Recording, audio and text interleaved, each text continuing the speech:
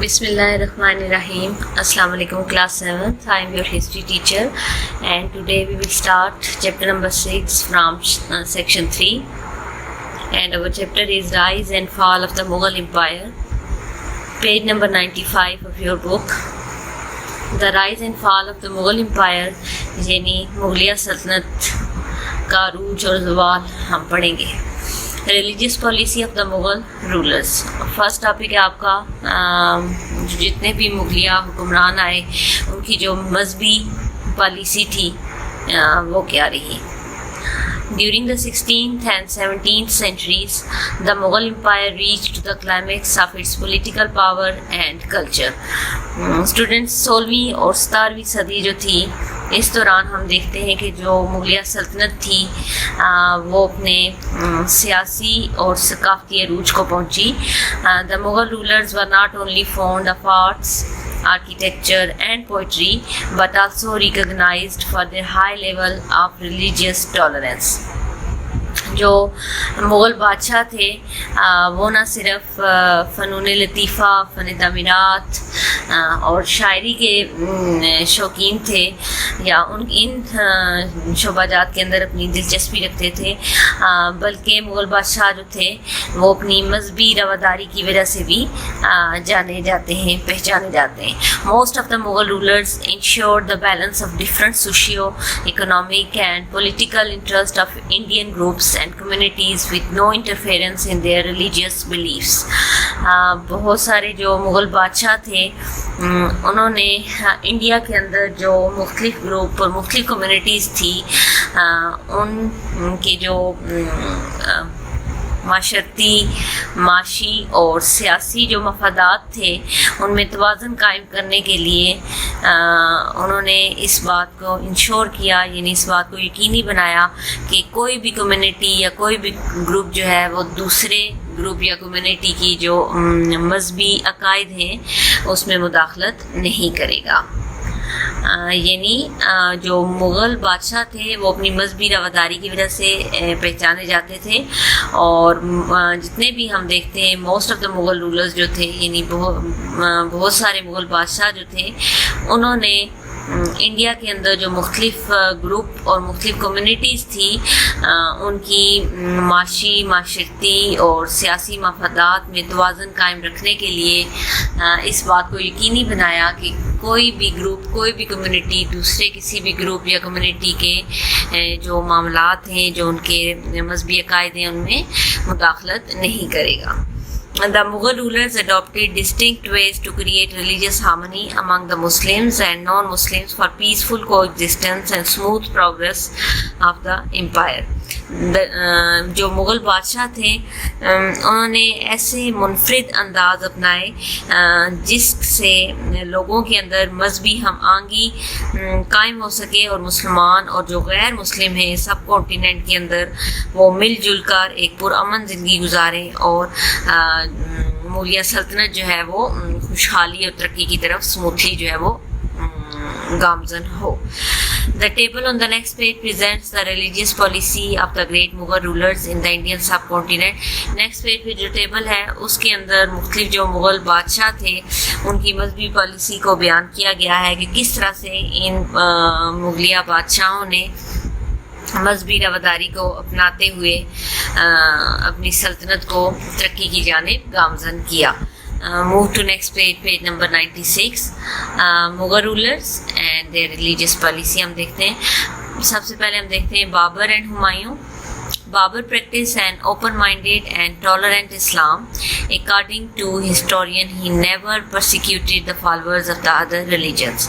बाबर जो था उसने रोशन ख्याल और जो रवादारी पर मबनी इस्लाम था उसका प्रचार किया और बहुत सारे जो तारीखदान थे उनके नज़दीक उसने कभी भी जो दूसरे मज़ाहिब से ताल्लुक़ रखने वाले लोग थे उनको कोई तकलीफ़ नहीं दी, उनको नहीं सताया अपनी सल्तनत के अंदर.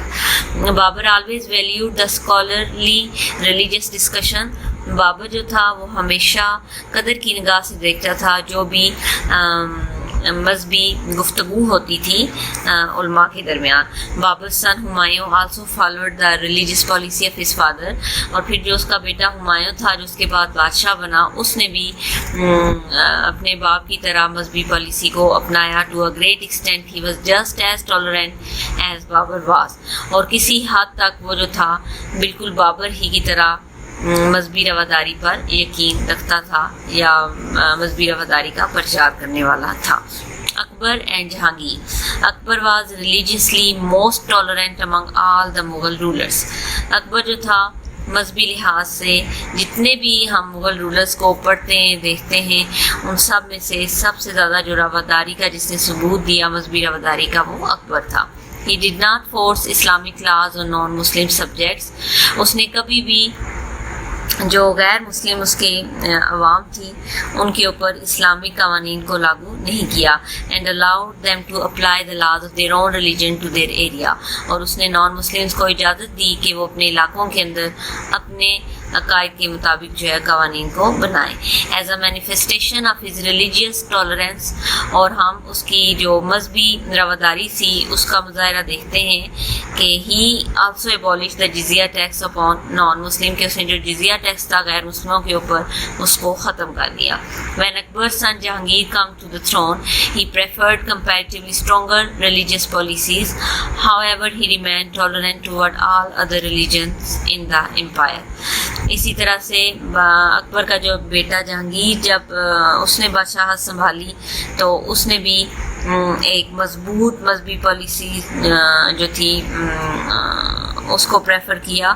اور اس کے علاوہ ہم دیکھتے ہیں کہ بادشاہ جہانگیر جو تھا سلطنت کے اندر جتنے بھی باقی مذاہب تھے اس کی طرف اس کا جو رویہ تھا وہ صبر و برداشت اور رواداری پر مبنی تھا. Shah Jahan and Aurangzeb. Shah Jahan was unprejudiced toward all Muslim sects and non-Muslims. Shah Jahan جو تھا وہ تمام جو مسلم اور غیر مسلم تھے اس کی طرف جو اس کا رویہ تھا وہ بڑا غیر جانبدار تھا. Most historians believe that Aurangzeb was tolerant toward all other religions. He even gave charities and funds to non-Muslims for the building of their temples or shrines. بہت سارے تاریخ دانوں کا خیال ہے کہ اورنگزیب نے بھی مذہبی رواداری کا مظاہرہ کیا, اور اس نے ایون وہ یہاں تک کہ وہ اپنی سلطنت میں جو نان مسلم تھے ان کو فنڈز اور خیرات جو ہے وہ دیتا تاکہ وہ لوگ اپنے جو ہے ہولی پلیسز مندر وغیرہ کی تعمیر کر سکیں. Next topic is contribution of Mughals in art and architecture, page 97. Apart from religious and social enlightenment of the Indian society, the Mughal dynasty widely displays remarkable art forms and mixed Islamic and Indian architectural styles. Mughal architecture started to flourish from the reign of Akbar until the early 18th century. Some examples of the Mughal art and architecture can be found in Pakistan, Afghanistan, India, Nepal and Bangladesh.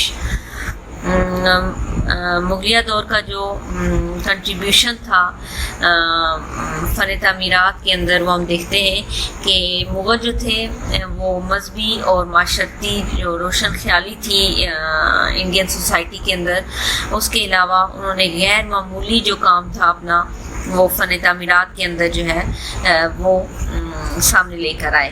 اور ہم دیکھتے ہیں کہ جو اس دوران جو فن تعمیرات ہوئی وہ اسلامک اور جو انڈین فن تعمیرات تھا اس کا مکسچر تھا. جو مغل فن تعمیرات تھا وہ اس نے پھیلنا شروع کیا اکبر کے دور سے, اور 18 سینچری تک ہم دیکھتے ہیں کہ یہ پورے سب کانٹیننٹ کے اندر تک پھیلی. کچھ جو مثالیں ہیں مغلیہ فن تعمیرات کی وہ ہم دیکھ سکتے ہیں پاکستان, افغان, انڈیا, نیپال اور بنگلہ دیش کے اندر. Page number 98, forts, palaces and mausoleums. اسی طرح سے ہم دیکھتے ہیں جو مختلف قلعے, جو مختلف پیلسز یعنی محل اور مقبرے جو تھے مغلیہ دور میں بنے. During the Mughal rule, the architecture of forts and tombs presented an outstanding resemblance to the Islamic architecture. مغلیہ دور کے اندر جو بھی فورٹس اور ٹومز جو ہیں وہ تعمیر ہوئے وہ ہمیں ایک غیر معمولی جو اسلامک فن تعمیرات ہے اس کا مظاہرہ کرتے ہوئے نظر آئے. The Mughals merge the Persian and Indian styles in their architecture. اور جو مغل تھے انہوں نے انڈین اور پرشین جو اسٹائلز تھے ان کو اپنے فن تعمیرات کے اندر اکٹھا کر دیا. Forts and distinct domes, lustres towers and corners and the magnificent halls. اسی طرح سے جو قلعے بنائے گئے ان کے اندر ہم دیکھتے ہیں ڈومز یعنی راؤنڈ جو گنبد تھے وہ, اس کے علاوہ جو روشن ٹاورز کارنرز کے اندر بلڈنگ کی, اور اس طرح سے بڑے بڑے ہال, یہ ان کی تعمیرات کا ایک فیچر تھا. The forts had arrangements for soldier barracks, private and public halls for meetings, horse and elephant stables and gardens at the entrance. پھر فورٹس کے اندر ہم دیکھتے ہیں سپاہیوں کے لیے بیرکس بنے ہوئے تھے. اس کے علاوہ پرائیویٹ اور پبلک ہالس سے مختلف میٹنگ کو کنڈکٹ کرنے کے لیے گھوڑوں اور ہاتھیوں کے اسٹیبلز بنائے گئے, اور اس طرح سے باغات تھے جیسے ہی آپ فورٹس کے اندر داخل ہوتے ہیں شروع میں. ڈیلیکیٹ ornamentation, اور پھر ان کی آرائش کی گئی with arches and decorative section with fine geometrical designs and inscriptions were major highlights. اور اسی طرح سے جو مختلف سیکشن تھے ان فورٹس کے ٹومز کے, ان کو محرابوں سے اور مختلف جو ریاضی کی جو ڈیزائنس ہیں ان کے ذریعے, اور جو کندہ کاری اور جو کشیدہ کاری تھی اس کے ذریعے, نقش کاری تھی اس کے ذریعے آرائش کی گئی ان بلڈنگس کی. Mughal palaces reflected beautiful craftsmanship and inspiration of Indo Persian traditions. اور مغلیہ دور میں جو محلات جو تھے تعمیر ہوئے وہ عکاسی کرتے ہیں خوبصورت فن تعمیرات کی مغلیہ سلطنت کی, اور انڈو پرشین جو ٹریڈیشن تھی, جو روایات تھی, ان کا خوبصورت مظاہرہ ہے. Move to next page, page 99. The mausoleums such as Taj Mahal presents a blend of Persian, Turkish and Indian style of architecture. اور پھر تاج محل جو کہ انڈیا میں تعمیر کیا گیا بادشاہ شاہ جہان کے دور میں, وہ جو ہے پرشین, ٹرکش اور انڈین اسٹائل کا مکسچر ہے. The Mughal architecture express a beautiful sense of harmony and a feelings of immense peace. اور ہم مغلیہ جو فن تعمیر ہے اس کے اندر ہم آہنگی اور امن کی جو جذبات ہیں ان کی عکاسی بھی دیکھتے ہیں. تو یہ آج دو ٹاپکس تھے آپ کے, ایک ٹاپک ریلیجیس پالیسی اور دوسرا contribution of Mughal in art and architecture. اب ان سے ریلیٹڈ آپ کی ایکسرسائز میں دو کوشچن ہیں. Move to your exercise page number 112. پہلا جو ہے لانگ کوشچن دیکھیے. Long question number 1, describe the Mughal policy of religious tolerance in India from Zahir uddin Babur to Aurangzeb Alamgir. Zahir uddin Babur سے اورنگزیب عالمگیر تک جو مغلیہ بادشاہ گزرے, ان کی جو مذہبی پالیسی تھی رواداری کی, اس کے بارے میں آپ نے لکھنا ہے. پیج نمبر 96 میں اس کا آنسر ہے. یہ جو ٹیبل بنا ہوا ہے مغل رولرز, ایک کالم آپ یہ بنائیں گے اور دوسرا ریلیجیس پالیسی. پہلے بابر اینڈ ہمایوں کی 2 پوائنٹ, اس کے بعد اکبر اینڈ جہانگیر کے 3 پوائنٹ, اور اس کے بعد شاہ جہان اینڈ اورنگزیب کے 2 پوائنٹ. تو یہ 7 پوائنٹ جو ہیں اس کا آنسر ہے فرام پیج نمبر 96. یہ نیٹ کاپیز کے اوپر آپ نے یہ کوشچن کرنا ہے. دوسرا بھی لانگ کوشچن ہے, what are the important features of the Mughal art and architecture, give some examples. اب آ جائیے مغل آرٹ اینڈ آرکیٹیکچر کی جو خصوصیات ہیں وہ کیا تھی وہ آپ نے بتانی ہے. یہ آ جائے پیج نمبر 98 پہ اس کا آنسر ہے. پیج نمبر 98 اس کا without heading fort palaces and mausoleums کی آپ نے ہیڈنگ نہیں دینی ہے. جو اس کے نیچے جو پیرا لکھا ہوا ہے یہ, اور پھر پیج نمبر 99 کا جو چھوٹا سا پیرا ہے شروع میں وہ اس کا آنسر ہے. یہ 2 پیراگرافس پیج نمبر 99 اور 98 سے آپ کے سیکنڈ ڈیٹیل کوشچن کا آنسر ہے. یہ دونوں کوشچن آپ نے نیٹ کاپیز کے اوپر کرنے ہیں اور انہیں لرن کرنا ہے. Thank you class.